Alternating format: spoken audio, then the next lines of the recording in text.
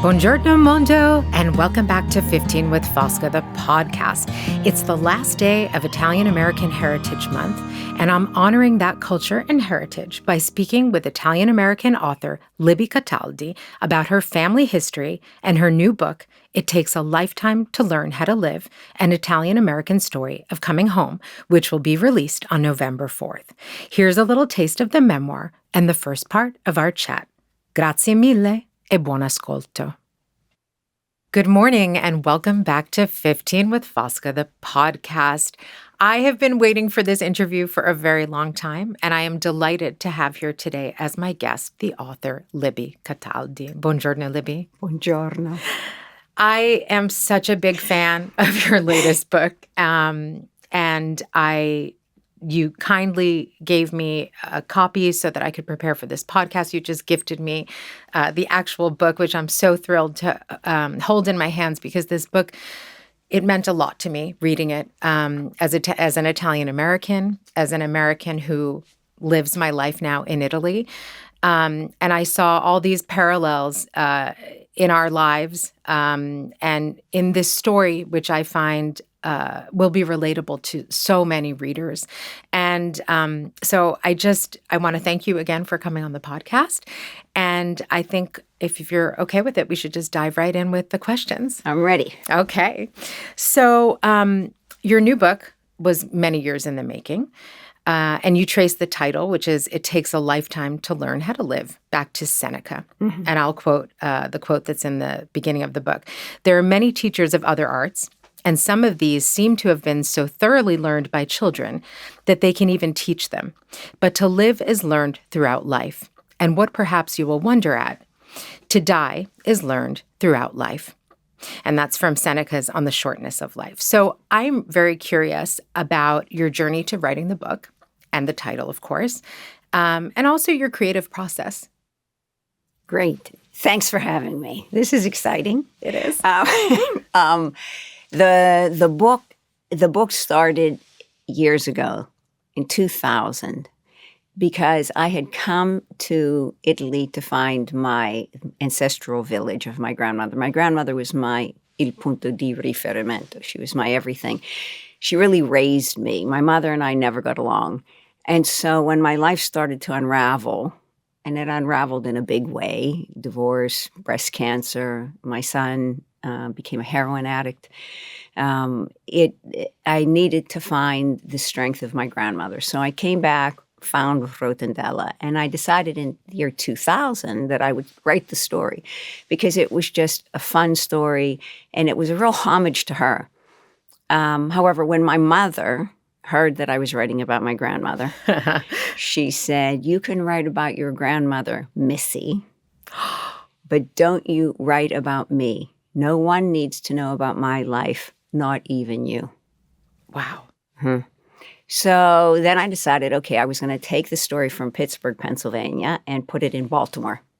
So I went to Baltimore, I did research, and my Uncle Tony became Uncle Rocco. And it read like fiction. It read badly. It was not good. So I decided, to hell with this. I'm just going to put it aside. And by that time, Jeff was deep into his heroin addiction. And my life took a different turn, right? I mean, we were all suffering. Yeah. And so I started to write his story and what I had learned in Italy, stagli vicino, stay close to him, but don't give him money. And he started to turn the corner. And so I wrote that as a way to give other parents hope. And I put the story aside. My mother then, in 2011 and 12, wound up in hospice, died in 2012. And I stayed with her for the last 6 months of her life. And 6 days before she died, she said to me, "My life would make a good story, wouldn't it?" Mm-hmm. And I said, "But you told me I'm not allowed to write about you. After I die, write." Wow. So I had so many mixed emotions about her that I couldn't dive back into the story. So I let it sit for a long time. And then eventually I picked it back up again. And that's what led to this book. So she's passed. She's not read it. My older brother has. who's he's dying is the truth of cancer, and so I let him read it, and he gave me his blessing, which is interesting because a memoir I usually don't do that, but because he's not going to be around for long, I wanted him to read it. But so that's how it came to be. It's an amazing book. It's an incredible read. And just even hearing you talk about the journey that it took you to be able to finally write it, I think gives our listeners a little bit of an understanding of just how, just how deep and impactful a read this is. And I want to talk a little more about the title because there is a subtitle, and it's critical because you already mentioned your grandmother, you already mentioned Rotondella. And the subtitle of the book is An Italian-American Story of Leaving and Coming Back. And I really want to know more about your first impact with Italy, when you first came.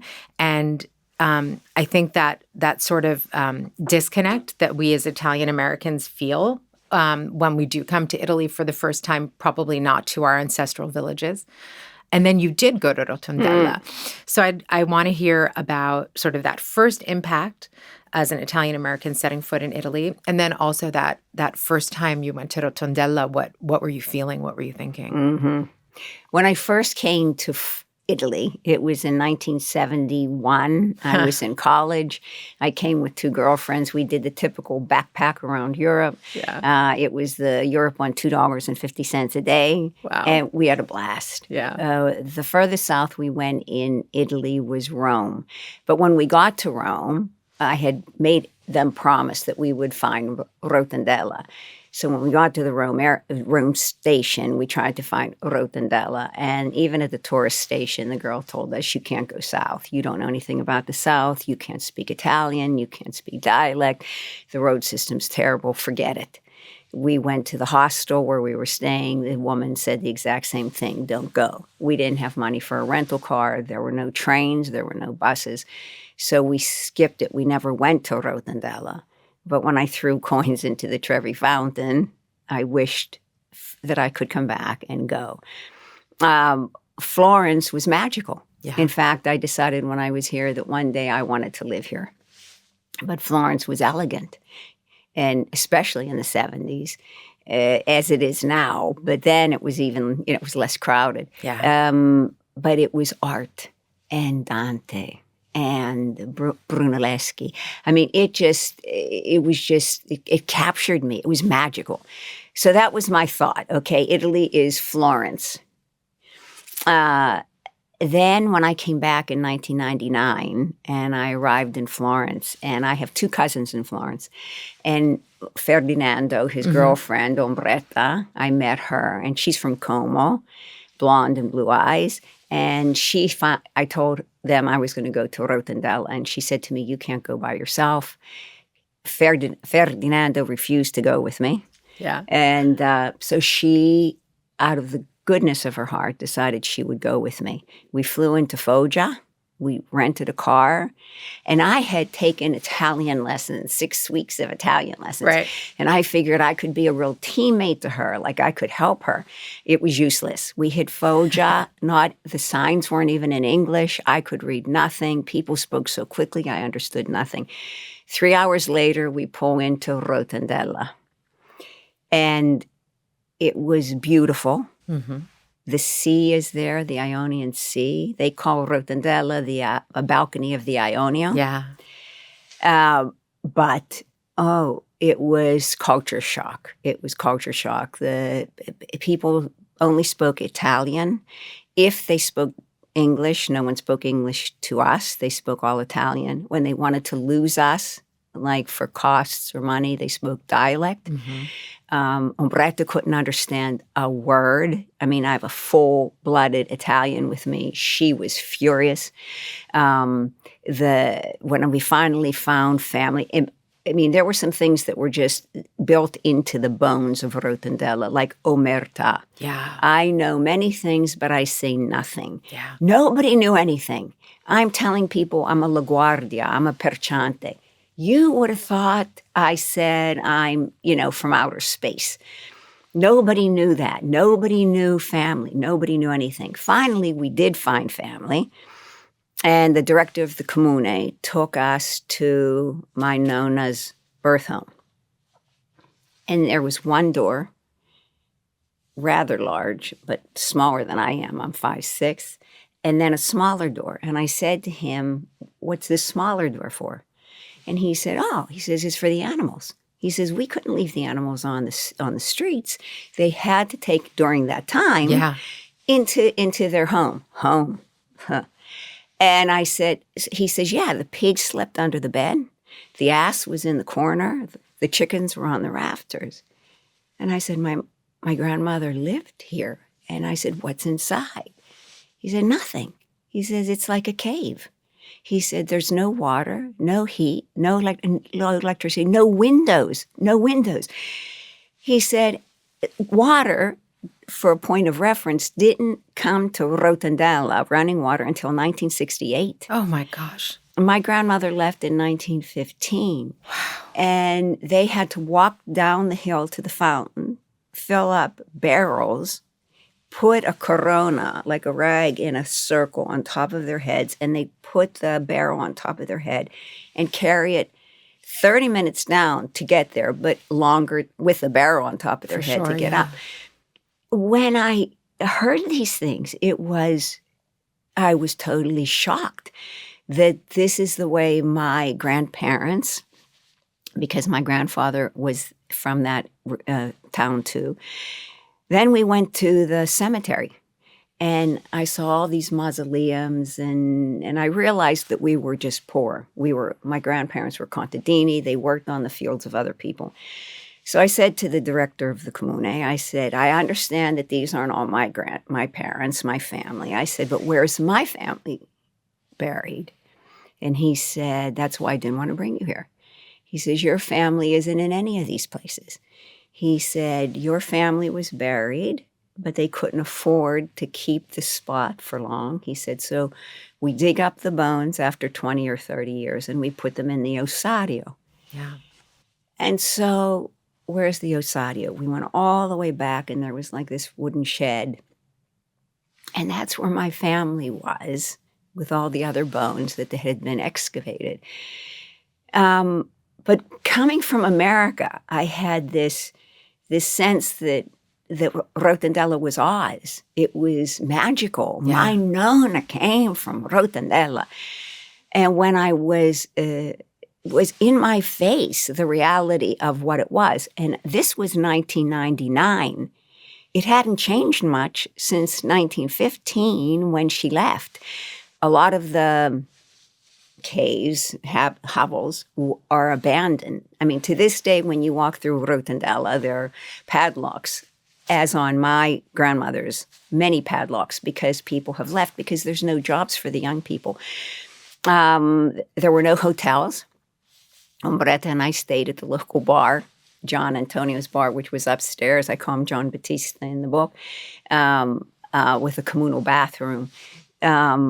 If it hadn't been for Umbretta, I would have been absolutely lost. Yeah. And she fought like a tiger for me. But the disconnect between the elegance of Florence and the reality of Rotondella was stark at best. Yeah. I have chills, just like I did when I was reading the book, and I think of you there, and this place that has occupied for your whole life. It's been this, you called it Oz just now, but it's been this place that was so important for you to get to. It represented your beloved grandmother. It was your heritage. You fought to get there. I mean, it was not easy. What did you feel when you were face to face with everything? Shocked, hurt, disappointed,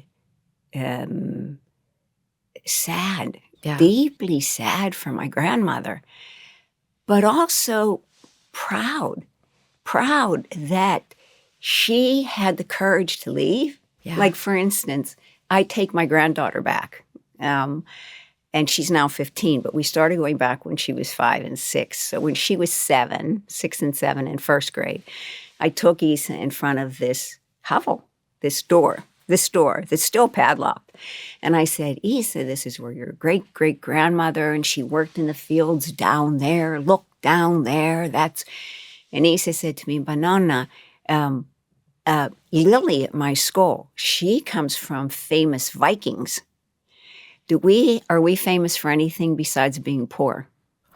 My gosh. And I said, Angel, yeah, we were poor. But look at the courage she had to leave. And look how hard they worked in the United States to get to where they are. That they valued education. They valued family. They valued community. They valued hard work. Hard work. I was about to say hard work. Yeah. I said, so we have Carmela and Vincenzo from Rotondella. We have my mom and dad, who went only to high school. My mother had a full scholarship to the University of Pittsburgh, but wasn't allowed to go because her father from Rotondella had no sense of why should this woman go to a university. And then us. My brother's a dentist. I have a doctorate in education. My brother's a business owner. This is 2 generations. Yeah. And this is the immigrant story. This power, this determination. And so, disappointed, sad for my nonna, but proud that the women in our family held on, worked hard, wouldn't be deterred, and supported the growth of women and education and independence. Yeah. And that comes across so much in the book. I mean, not only it's just the strength of, she really was your North Star. Mm-hmm. And I think maybe, going back and seeing her really humble origins and imagining that journey, imagining the culture shock, which, nobody talked about, of course, then, but, the immigrant experience, having a really deep understanding of that when you do go back to Rotondella, and then understanding your family, because ultimately Rotondella revealed all sorts of things to you, right? 100%. You talked about your granddaughter and going to Rotondella with her, taking her there, and what she said. How does your relationship with your nonna echo in the relationship with your granddaughters? Oh, in every fabric of my being. Yeah? In every fabric of my being. My nonna and I were connected. My mother and my children are connected. My mother and her mother fought. Yeah. My mother and I fought. But grandmother to grandchild, there's something special there, right? Yeah, I agree. And so for Isa, she speaks a little bit of Italian. I speak a little of Italian to her. But just to give you an idea, I sent her a copy of the book because I got several complimentary copies from the publisher. And she called me and she said, Nonna. And she held the book up into the FaceTime. And she had highlighted in pink highlighter all the places where she was in the book. I love it. And because she was seen, she was there. She tells people she's Italian. Yeah. She's not full Italian, but she believes it. She knows that she belongs somewhere in the world. And she's just not floating out there. She's seen, she understands, and she has a heritage. Yeah. And I think that heritage is absolutely incredibly important, that you're somewhere, you belong somewhere. Yeah. And she feels she belongs in Italy. Wow. That's just incredibly powerful. And I think especially right now, the idea of having this sense of, where we come from, our history, that these stories are not getting lost. When I was reading the book, I mentioned I saw even, things that might seem silly, but my maternal grandmother was also from Basilicata. And she also had the second oven in the basement. And, when I read that, I was like, Libby, I didn't know. I thought that was just my grandmother, But all of those keys, I think, to our heritage as Italian Americans, the fact that those are surviving and alive and well, and that they're going on to the next generation, I think it gives a sense of, identity, but also groundedness, and also knowing that like the American dream was real. Mm-hmm. And I use was intentionally because I'm not sure how real it is. So I've already told you this. I think the book is obviously going to appeal to Italian Americans, but not only. The book is incredible, and I think it has some universal themes. The immigrant experience in America, for example, generational trauma, mother-daughter relationships, family secrets, sacrifice, everything, forgiveness, all sorts of things. So what do you hope your readers will take away from this book? For me, there are two primary themes. I didn't start writing it with that in mind. I started writing it with the first theme, the immigration story, because I agree with you. It's really important that we, I think, give credit to the immigrants who came and made America great. And, there's a whole political undertone here, but that I'm not going to get into that. But the reality is that I have great respect for the immigrants who have come to the United States and really made it better, because they've come with a determination to make it better. Yeah. So the immigrants' experience, in fact, I've talked to several people in the States who were born in, say, Nicaragua and come to the United States. And when we talk about their experience and my experience, it's the same. Yeah. They work hard. They wanted their children to speak Spanish. The kids don't want to speak Spanish. They rebel. They want to be Americans. I mean, it's like my mother's story and my Nona's story and my story replicated. Absolutely. So it's the immigrant experience. But the second thing that I didn't expect to write about was forgiveness. It's huge in this book. Yeah. It's huge.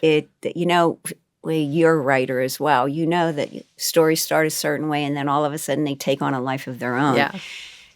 And this book did that. And my mother and I, 6 weeks before she died, made peace. So I say that I had a mother for 6 weeks and she had a daughter for 6 weeks. And I've talked to a lot of, women who say my mother was my best friend. And then I've talked to a lot of girls who say my mother and I never got along. My mother and I never got along. But I never understood what she had gone through.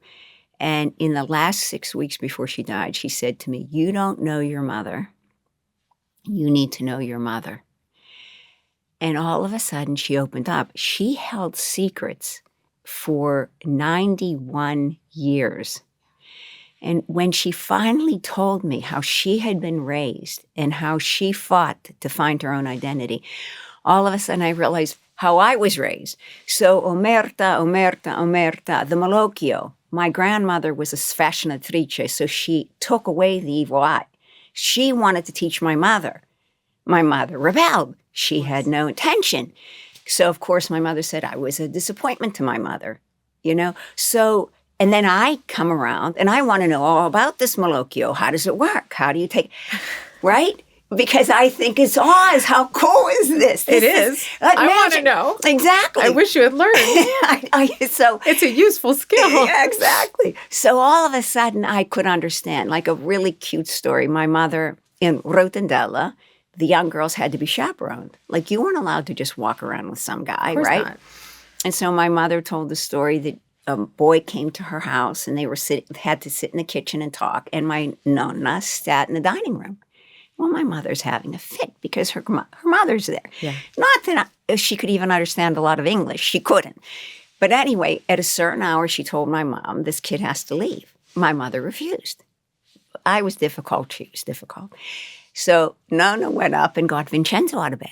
Vincenzo, my mother said, thundered down the steps and threw this kid out of the house. Oh, no.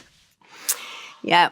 But when I went to Rotondella and I realized the chaperoning thing, then it made sense that Nonna was just there trying to take care of her daughter. Exactly. And then I come. So there were all these, disconnect. But the forgiveness, for instance, I have a piece here I'd like to read, if I may. Please. To tell you the depth of the stories that my mother held. Yeah. So that you can understand the reason why we forgave each other. Yeah. My mother said to me that when she was in 9th grade, end of 8th grade, pasta was ready. And so in an Italian family, you eat when the pasta's hot. So her dad wasn't there. So she said to her mother, she said, I'm going to go get Dad. And Carmela, her mother, said, leave him alone. He's in the garage. Leave him alone. So my mother, of course, starts to go out the door. And Nana grabs her and says, he's in the garage giving himself a VD treatment, a treatment for VD. Yeah. And my mother said it broke me. I fell to the floor catatonic, and I missed an entire year of school. Yeah. I missed the entire 9th grade year of school. So I said to her, Mom, a whole year. I said, I understand that you were upset, that you went, but a year. And she said, I'll read now. It's not an exaggeration. It's the truth. Aren't you proud of me that I graduated with my class and that I earned a full scholarship to college? I did all the work alone. I had to ask others for help, neighbors and friends, especially with the math because it was difficult.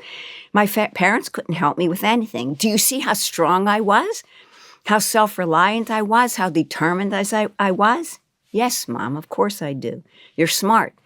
You've always been smart. When I was a kid, you could carry on a lucid telephone conversation, calculate the totals of money orders on the adding machine, and still had part of your brain left to yell at me.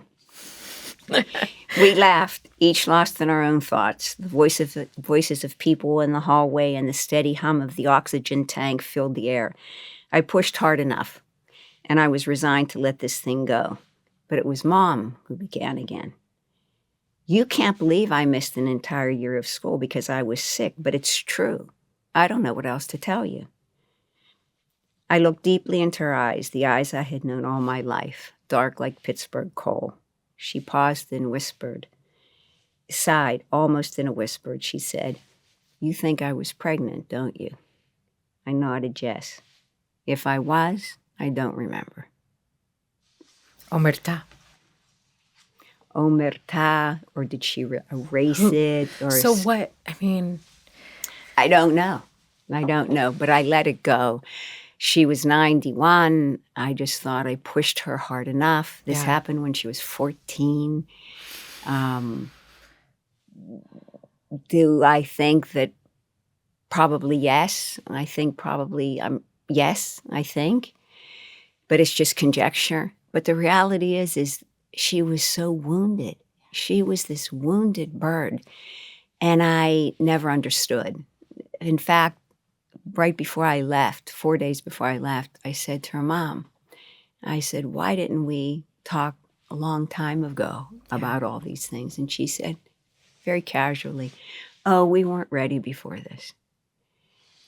You know, I had been ready all my life. Yeah, you've been waiting for it. Exactly. It's such a powerful, that whole portion of the book where, you know, you do finally you and your mother find forgiveness for each other. Yes. And it's such a powerful moment, I think, for us as women to really understand that there is so much behind, you know, our mothers, our grandmothers, et cetera. And that the weight that she must have carried for all those years, you know, and she comes in the, you know, in the book, you can tell she's like a tough cookie. For her to reveal without revealing, I can't imagine what that must have felt like for you. No. And it happened just at the very end. But the reality is I started the book as a homage to my grandmother. Yeah. And at the end, my mother was the hero. My mother was the hero. Yeah. She had the courage to tell the truth. Exactly. And to help me understand that she didn't know how to love me. She never felt her own mother's love. And that's one of the reasons the title is that. It takes a lifetime to learn how to live. And it's the words she says. Yeah, it's Seneca. Yeah. But it came from my mom. She said to me, you know, I've hurt you. And I know I've hurt you. And I probably still do. But what I do mostly when I'm afraid. Don't you understand? I'm still learning about myself. It takes a lifetime to learn how to live. 91 years old on her deathbed. But it was so sweet. Her courage, her role model to me. Yeah. It's made me a better woman. Thank you, Libby Cataldi, for coming on the podcast today to speak about your incredible new book, It Takes a Lifetime to Learn How to Live. The book comes out next week, so be sure to go and get it. I know you'll love it as much as I did.